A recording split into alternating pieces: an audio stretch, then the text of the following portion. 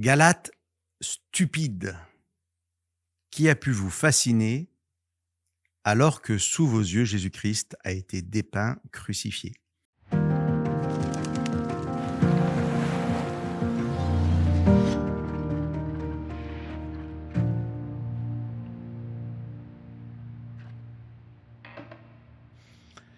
Au verset 3 de ce même chapitre, Paul rajoute encore: Êtes-vous donc stupides à ce point? Pour revenir au premier verset, d'autres traductions de Galates stupides. Galates sans intelligence. Galates qui ne comprennent rien. À part les épîtres de Paul, nous trouvons le mot stupide qu'une seule autre fois. C'est dans l'évangile de Luc au chapitre 24. L'histoire de Cléopas et de son ami qui rentrent tout tristes chez eux le dimanche de la résurrection. Car même si certaines femmes ont annoncé la résurrection du Christ, eux n'y croient pas. Pour eux, Jésus est mort. Jésus, bien ressuscité, va faire route avec eux, mais les deux disciples sur le chemin ne le reconnaissent pas. Je vous lis à partir du verset 25 du chapitre 24 de l'évangile de Luc. Alors Jésus leur dit: « Que vous êtes stupides, comme votre cœur est lent à croire tout ce que les prophètes ont dit. » Et commençant par Moïse et les prophètes, il leur fit l'interprétation de ce qui, dans toutes les Écritures, le concernait.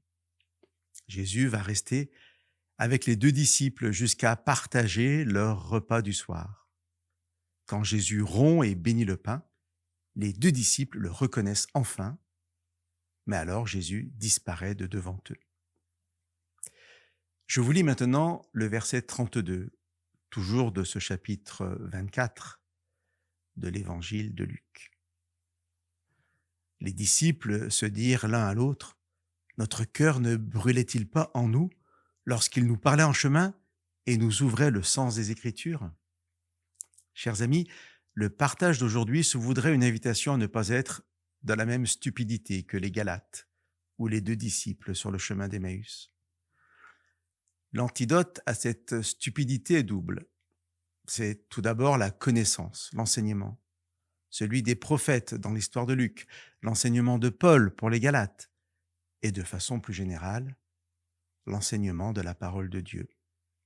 Mais l'antidote, c'est aussi le fait d'être à l'écoute de ses émotions, de ses ressentis et de ses expériences concrètes que Dieu nous fait vivre lorsque nous nous intéressons à lui.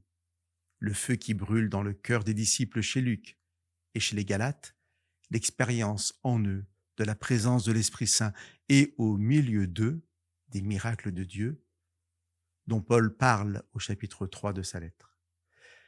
Chers amis, soyons à l'écoute de Dieu, de son enseignement et de sa présence, et que Dieu, par l'un et l'autre, nous bénisse abondamment.